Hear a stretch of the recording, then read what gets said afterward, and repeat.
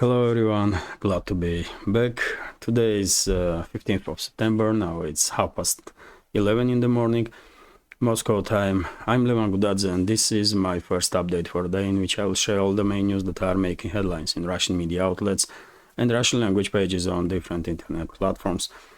There are quite a few very significant developments and news that I like to share with you for this moment, and I will start with short summary of the situation on the battlefield, from southern sectors up to northern ones. So first, Kherson region, and we do have some major update when it comes to this sector, which is that Kiev regime did declare evacuation in right bank of Kherson region, on right bank of the Dnieper river, and according to reports that we are getting, almost all settlements on the right bank will be evacuated.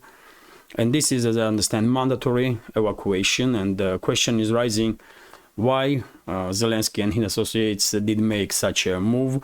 And in my opinion, there is two possible scenarios.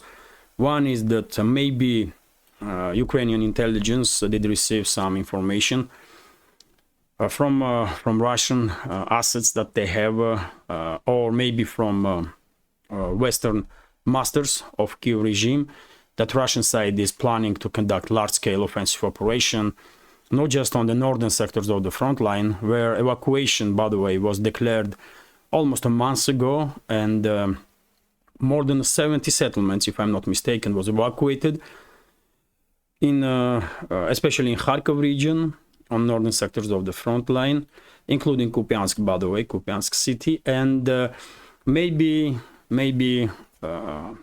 Zelensky and his associates did receive intelligence information that simultaneously with the offensive in the northern sectors, Russian side will conduct offensive operations on the southern sectors, also including Kherson region. And if that's the case, then we can easily explain this move from Kiev to evacuate civilians from right bank of the Kherson region that is still occupied by Ukrainian forces. But there is second scenario also, which is that maybe after all, my prediction will become true, and the Ukrainian side will conduct, or will try at least, a large-scale crossing or mass crossing of the Dnieper river simultaneously with the second wave of counteroffensive, which will probably take place in Zaporozhye and South Donetsk sectors of the front line, where in recent weeks we did see a significant decrease in Ukrainian activity, and all the reports mainly that we are receiving is about concentration of more and more Ukrainian units in these areas, which is definitely an indicator that Kiev regime plans to conduct second wave of offensive, and maybe, just maybe, we will see mass crossing of the Dnieper river also. And if that's the case, then this way we can also explain why Zelensky and his associates declare evacuation of civilians, because I guess they don't want militaries to be disturbed by anything, really, including civilians. And by the way, also one should notice that majority of civilians in central, eastern, northern parts of Ukraine are basically part of Russian world. They are Russian speakers. They are related to Russia and are basically supporting Russia, and probably are waiting when Russian forces will liberate those territories that are still under control of Kiev regime. So if we take in account this, also we can also explain why Kiev regime is so keen to remove civilians from this area, so that they will minimize chances that Russian side will receive additional intelligence information about concentration of Ukrainian forces before this mass crossing of Dnieper river will take place. But anyway, time will tell, of course.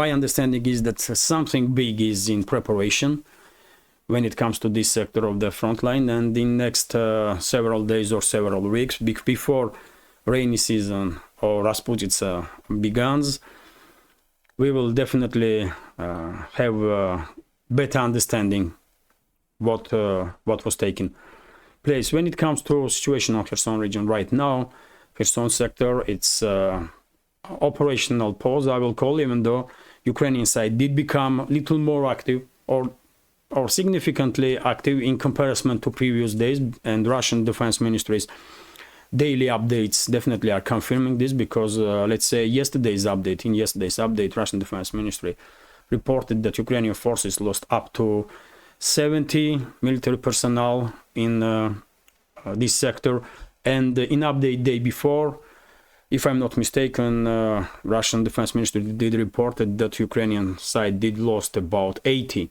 military personnel in this sector. So these numbers on its own are confirming partial, at least, activization of Ukrainian side in right bank of the Kherson River, which may be taken as a preparation of mass crossing. But let's see. Time will tell if my reading of big picture is correct. But overall, right now, nothing is happening that will influence situation in day or two. It's still operational pause.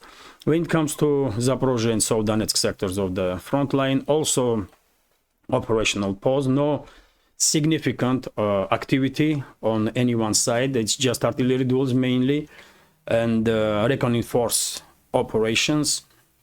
And of course, drone wars, by the way. Drone wars are daily routine in these areas. And as I mentioned just a few minutes ago, majority of reports that we are receiving from these sectors of the front are indicating that Kiev regime is sending more and more troops in direction of Orekhov bridgehead, in direction of Remevsky salient and Uglidar, which is definitely, to me personally, a good indicator that Kiev regime will at least try to conduct second wave of counteroffensive. And I did predict this, isn't it? I did say it many times before that Washington and London will not allow Zelensky to keep more or less battle-ready strategic reserves, and they will demand from Kiev counteroffensive to be continued, so that Russian forces will neutralize most of the Ukrainian units that are capable of anything. And this will be done, by the way, in my understanding, by Washington and London, to make sure that once Poland and some other NATO member states will establish control over the western regions of Ukraine, they will receive minimal resistance from Ukrainian Nazis and some other armored formations that will fight together with them, or will be under control of those Nazi units. So that's my understanding. That's why Washington and London are very keen to make sure that Russian side will destroy basically majority of more or less battle-ready units of Ukrainian army, so that Polish troops, Slovakian troops, possibly Romanian troops, and militaries of other NATO member states that will support Poland in its attempt to establish control of the western regions of Ukraine will receive minimal resistance under whatever, and resistance there will be, because no matter under what source, under what pretext, Poland and other NATO member states will try to establish control over the western regions of Ukraine. Eventually, they will have to deal with the Ukrainian Nazi units. They will be forced to deal with the Ukrainian Nazi units and some other formations that will fight alongside of them. But anyway, right now on Zaporozhye and South Donetsk sectors of the front line, it's deadlock, operational pause, and I expect in coming days, maximum several weeks, we will see significant activization. Let's go to Donetsk sector of the front line. On the southern flank of Donetsk sector, in Marinka, Krasnogorovka, Andreevka directions, we don't have any significant changes. It's mainly artillery duels between the sides and local scale skirmishes, constant fights to improve current positions. When it comes to northern sector of the northern flank of Bakhmut, Donetsk sector, by the way, around Bakhmut and Bakhmut itself, there are some at least informations about changes, because yesterday afternoon Ukrainian side did begin pushing narrative in media sphere that Ukrainian forces did manage to establish control over the Andreevka or the Klishevka, and even entered some Ukrainian channels even reported that they did manage to enter Bakhmut itself, which is false, by the way, absolutely false information. I don't know how anybody can trust even a single word that are coming from Kyiv regime. Those liars and mass murderers hopefully will pay heavy price for their crimes one day. But Russian officials did react on this kind of informational campaign by Zelensky and his criminal associates. And for example, head of Donetsk People's Republic, Denis Pushilin, did make statement that Klishevka, Andreevka and Kurdyumovka are under Russian control, and Ukrainians didn't manage to establish control over anything. Really, all they are managing to do is to, denazify themselves and demilitarize themselves with active support from Russia in this business. And that's it. So, as I said, I'm never gonna trust single word from Kyiv regime. So I will take information from Denis Pushilin, who should know better. He is head of Donetsk People's Republic, and we are talking about exactly the territory of Donetsk People's Republic. And so I will say Andreevka is still under Russian control, and same goes for Klishevka, or maybe Klishevka is disputed between the sides. And by the way, what is most important, even though Ukrainian side basically demilitarized 3 of their own brigades during these clashes on the southern flank of Bakhmut, they still did not achieve anything of significance, really. And if we even do some thought experiment, and if we will say that, Andreevka and Klishevka did become under control of Ukrainian forces, what will it change? I mean, in tactical or strategic point of view, just nothing, isn't it? Nothing. And for this nothing, Kyiv regime sacrificed at least 3 brigades if we combine all the losses that Ukrainian side had in this sector in manpower and military equipment. And when it comes to northern sectors, northern flank of Bakhmut, initiative is in Russian hands for a long time now, and it's Russian forces that are conducting some local scale reckoning force operations or local scale offensives to improve their positions. But yet again, nothing at this moment is happening that will influence overall situation on this sector. And when it comes to northern sectors of the front line, from Seversk and Liman up to Kupiansk and the entire Kharkov region right now, also artillery duels, mainly local level skirmishes, reckoning force operations and drone wars.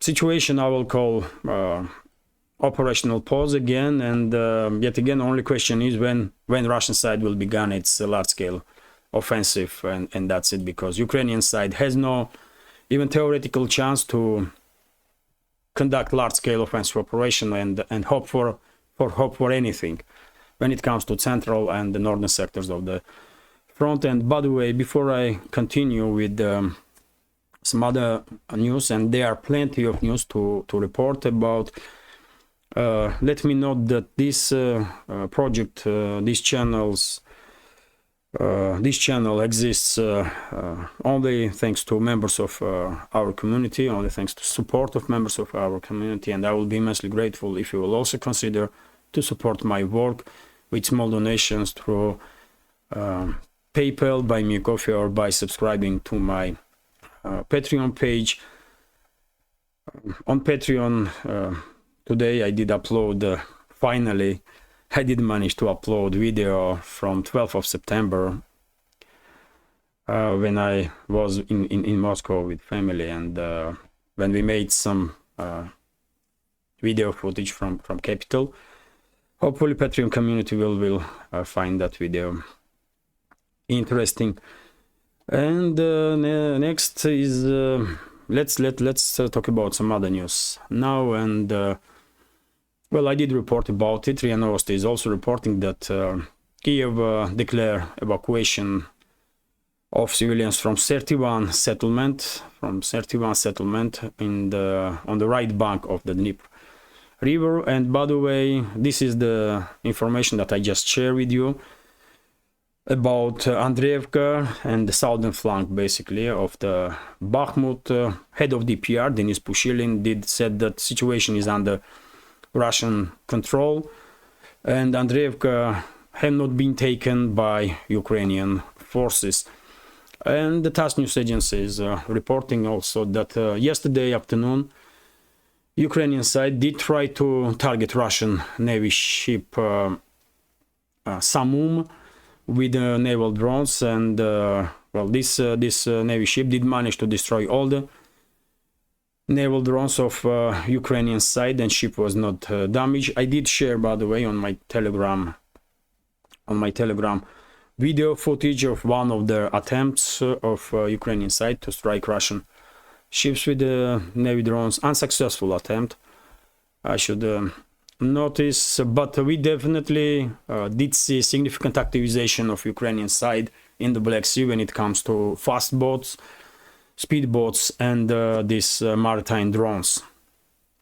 And I guess this is once again indicates involvement of United Kingdom in this conflict.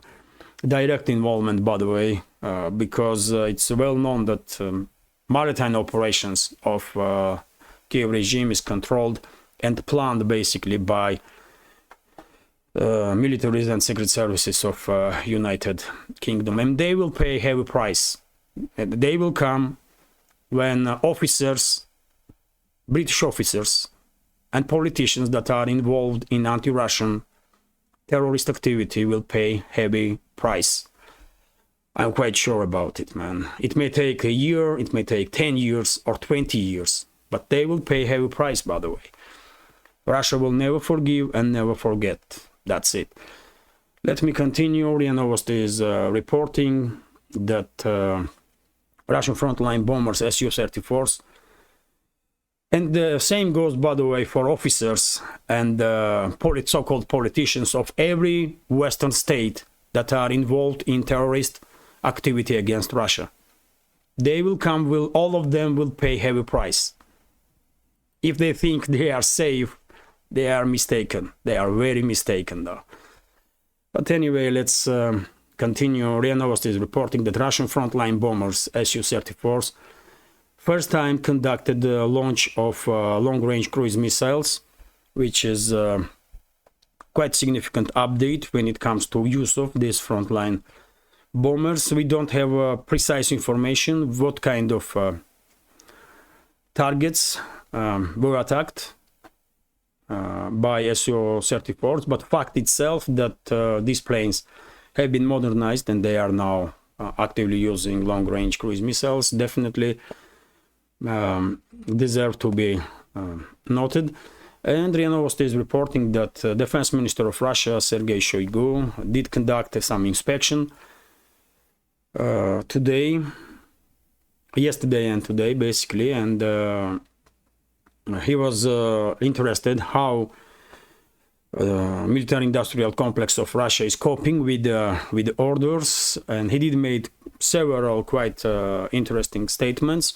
You can read some of those statements on my Telegram page, and in this particular case that RIA Novosti is reporting, Shoigu said that manufacturers of Russian helicopter gunship Ka-52M have to do little more to improve capabilities of these helicopters that are extremely effective, by the way, and I did share dozens and dozens of videos how Ka-52s are basically decimating military armored groups of Ukrainian forces, but seems like there is room to improvement, and defense minister did basically demanded improvements to be made.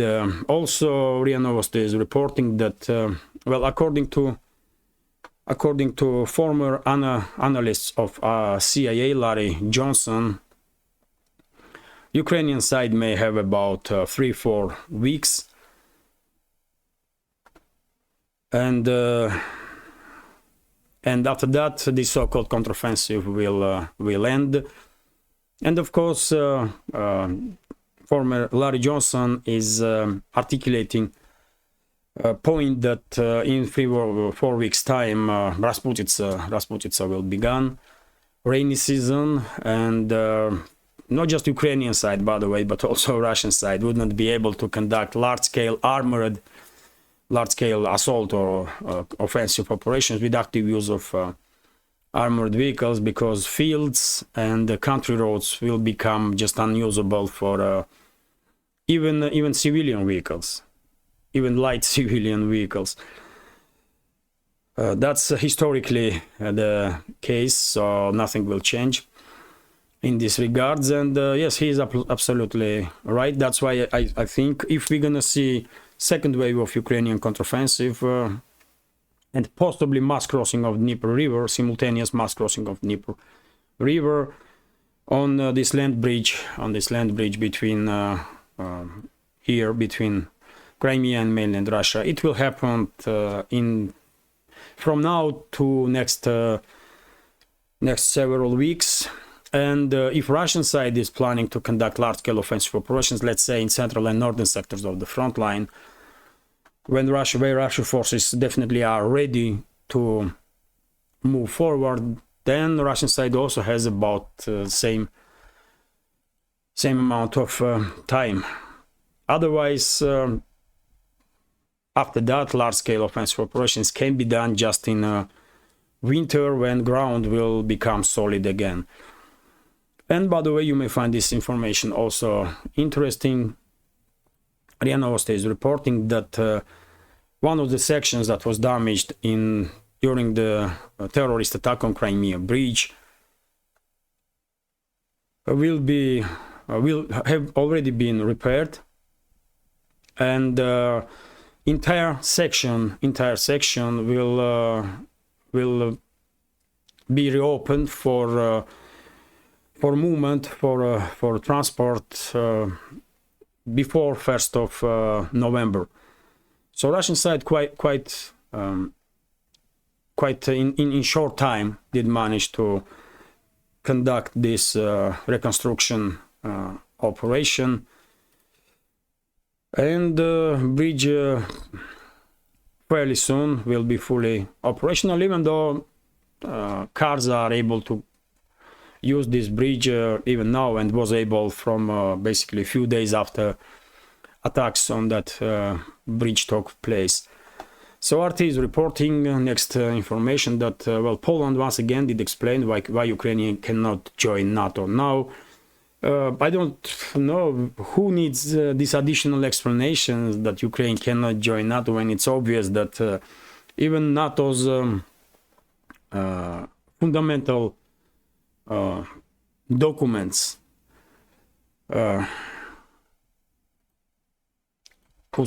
draft is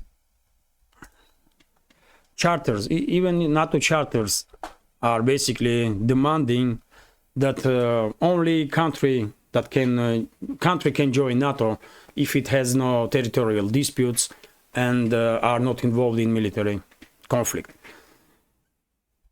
So NATO charters themselves are basically acknowledging that Ukraine cannot become part of NATO, and I was emphasizing this point for how many months now.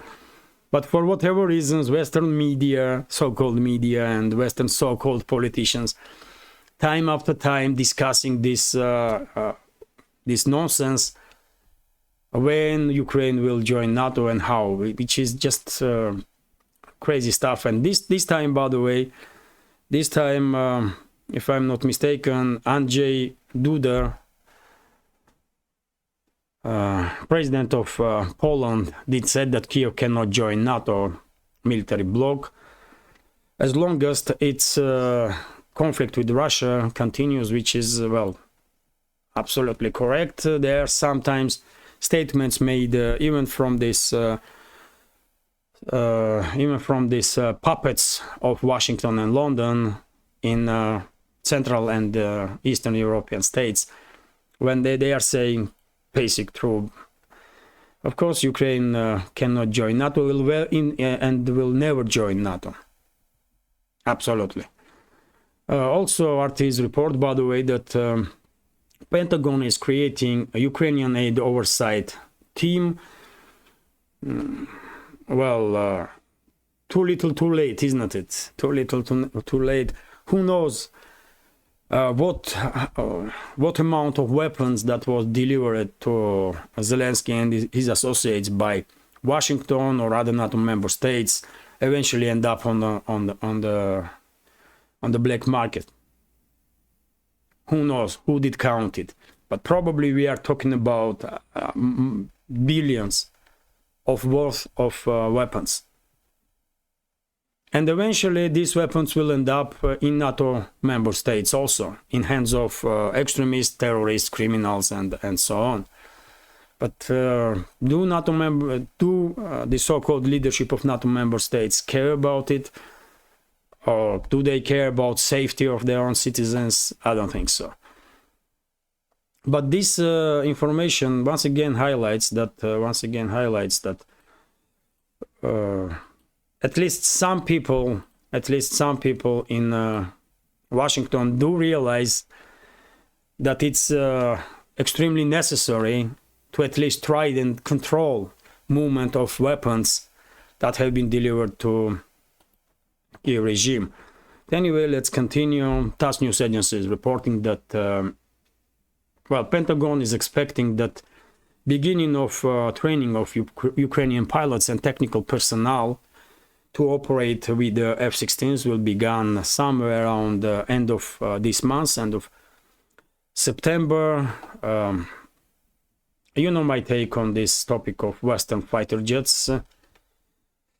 I'm quite sure we will see introduction of Western fighter jets to the battlefield only when Poland and some other NATO member states will try to establish control over the western regions of this failed state, and when they will try simultaneously to establish no-fly zone over these western regions, and that's it. I don't believe even for a second that Zelensky and his associates will ever have in their hands Western-made fighter jets. It's no matter it's F-16s, French Rafales or Mirage 2000s, European Eurofighters, Typhoons, or Swedish Saabs. I mean, these planes will never be in hands of Zelensky and his associates. I'm quite sure about it. But let's continue. RIA Novosti is reporting that, well, this is quite interesting. Yesterday afternoon, Russian media did report that two high-ranking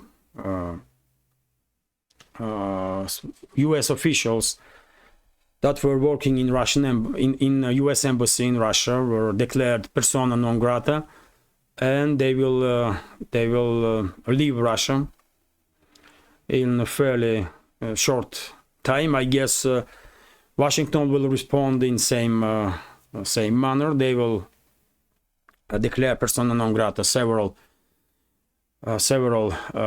Russian officials that are working in Russian embassy in US. But when it comes to this particular case, well, according to this information, we don't really have too much of details, but I guess these two persons were involved in intelligence operations in Russia, and because they had diplomatic immunity, formally they were diplomats, Russia cannot detain them, and therefore these people, these two individuals, will be sent back to US.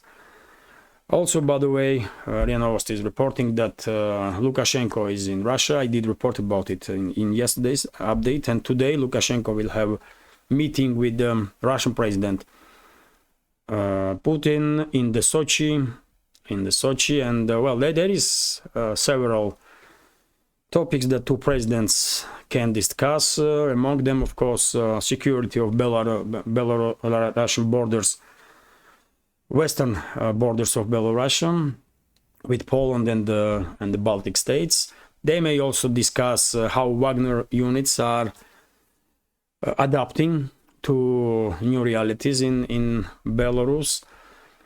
They may discuss, of course, Ukraine also, and further economical integration of two states. Of course, during the day we will receive some additional news, and I will report about it on my Telegram page. And by the way, if you are not subscribed to my Telegram, you can see link under this video in the description box or in the pinned comment. If you want to have constant updates when it comes to news, that's what I do on my Telegram page. Basically, it's tens on tens of updates on daily basis. And let's continue. TASS news agency is reporting that Turkey denies informations that are circulating in internet, that because of the somewhat deteriorating relationships between Moscow and Ankara, development of Turkish gas hub has been postponed, and main reason, according to these rumors that are circulating, because Russia is not happy with certain moves of Turkish leadership and are basically postponing its participation in this project. And without Russia there can be no gas hub or energo hub in Turkey. But I guess two sides will manage to deal with issues, because after all, good relationships are important for both sides. For Turkey, it's important, extremely important, to have a good relationships, good working relationships with Russia, especially economical, when it comes to economical relationships. And same goes for Russia, by the way, same goes for Russia. So if sides have some difficulties that they are faced now, they will deal with these difficulties, quite sure about it. Let me see how long is this update. 32 minutes. So several more updates. RT is reporting that Russian lawmakers did propose or did discuss possibility that WhatsApp can be banned in Russia, because this app began on this app some anti-Russian pages have become active. Let me read several sentences. WhatsApp might be blocked in Russia like Facebook and Instagram in their apps functions, because in their apps functions are expanded to make it more than simply a messaging platform. Lawmakers in Moscow have warned. Basically this is and all three platforms, by the way, are owned by Meta, which was designated as an extremist organization in Russia shortly after the Facebook of the after outbreak of the fighting in Ukraine in February 2022. Well, basically, what is happening in that is that WhatsApp is making some changes, and some groups can be created in this app, groups that can be active and promoted by app itself, and the Western, let's say, secret services to become some media platforms on their own. And this proposal from lawmakers are basically attempt to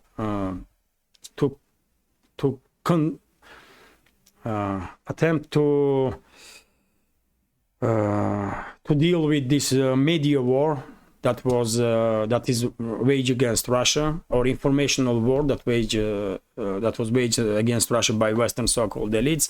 But yet again, I'm not big fan of banning stuff. There are better ways. You can, if Western so-called elites are conducting media war, then you do so and be better. If true is on your side, then you should win anyway. You should win anyway, because it will take time, I do understand that, but eventually people will realize where is true and where is pure propaganda and false information. And we can see this, by the way, because more and more people are beginning to question motives of Western elites when it comes to, let's say, confrontation between the West and Russia. It will take a long time, I do understand, but banning apps, I'm not quite sure this is the right approach. Let's continue anyway, and RT is reporting that, well, Taiwan tells Musk that it's not for sale. Quite recently, Musk is, constantly in the media lights. And this information just confirms this. Let me read several sentences. So Taiwan has blasted Elon Musk after he suggested that the US may not be able to stop China from taking over the Iceland. And Beijing, of course, considers the island of Taiwan as a part of China, which is, well, that's correct information. That's what reality is. Taiwan is a part of China, and it has been recognized as a part of China even by US, by the way. This is just a separatist region of China. That's all it is. And if Musk said that US cannot prevent basically China to establish control over the Taiwan, to establish constitutional control over the Taiwan, then he is absolutely correct. US cannot stop China, even though what I see from Chinese side, by the way, I'm not expert in China in any way, but at least what I see for now, major line of Chinese government is to reunite with Taiwan by peaceful means, like it happened with Hong Kong. So there is a good example when China did regain control over its territory through peaceful means. Hong Kong, by the way, and I don't see a reason why China should not be able to conduct successfully very same policies when it comes to Taiwan and reunite with peace. It's these Western so-called elites that are trying to aggravate relationships between Beijing and Taipei constantly. And they are pushing these sides towards confrontation. But when it comes to China and Taiwan, I don't think they really want this confrontation.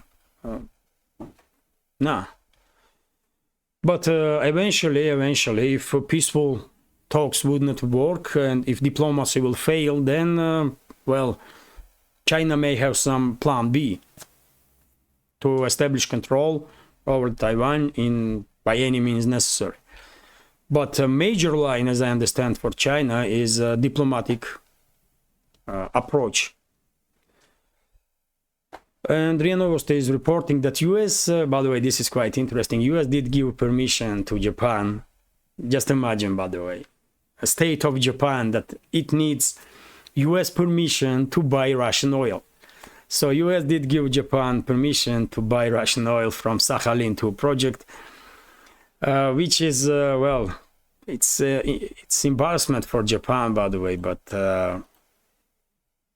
if Japanese are okay with this, with such a state of their country, when they have to be told what to do constantly by Washington, then it's their choice. What you gonna do about it? And by the way, this is also interesting news. RIA Novosti is reporting that price of Brent crude oil reach $93 and little more.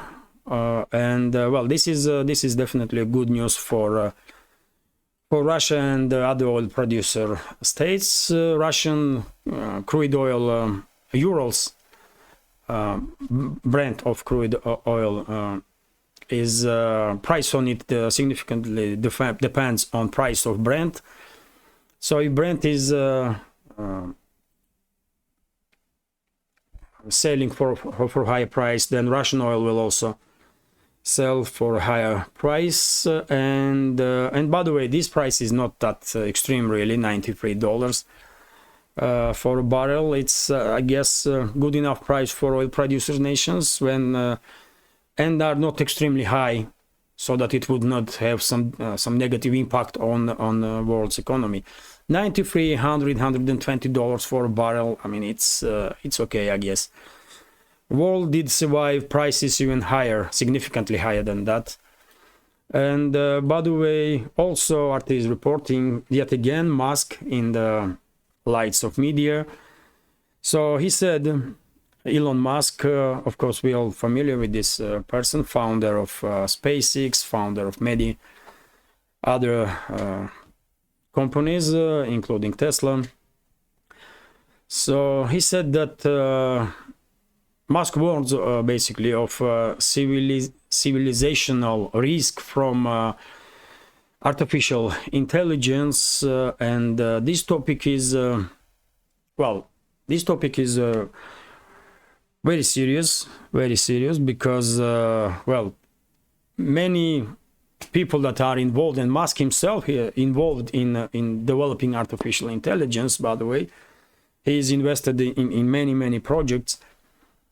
But when it comes to artificial intelligence, well, I also think that once artificial intelligence will reach a point when it has its own consciousness, if it's possible, then it may become a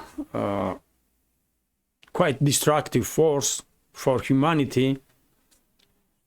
It may become helpful, and it may become destructive force for humanity. Who knows, man? It can go both ways. So I don't know.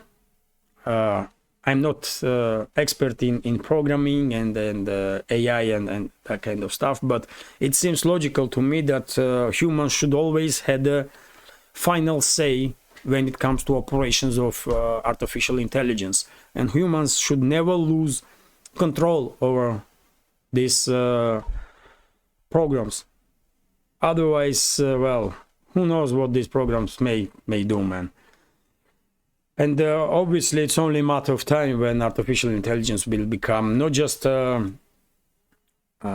more intellectual than humans, but significantly more capable than humans when it comes to intellectual potential. After all, it's programs, by the way, self-learning program that can learn and develop indefinitely. And RT, by the way, RT is also reporting when it comes to civilizations. By the way, I guess this information is good one to end this update, to continue previous topic and then this update. Well, alien corpses presented in Mexican Congress. That's a headline on RT. Probably you all are familiar with this news. Let me read several sentences. So, two supposedly non-human mummified alien corpses were displayed to lawmakers in Mexico City on Wednesday by a self-proclaimed UFO expert who said analysis of the specimens had shown them not to be part of humanity's terrestrial evolution. The two diminutive humanoid bodies, which have three winged hands and appear to have stereoscopic vision were discovered in algae mines in Peru. Journalist and ufologist Jimmy Mason said as a part of the presentation. He added under oath his belief that the corpses, which were carbon dated as being around 1,000-year-old, are not of the terrestrial origin.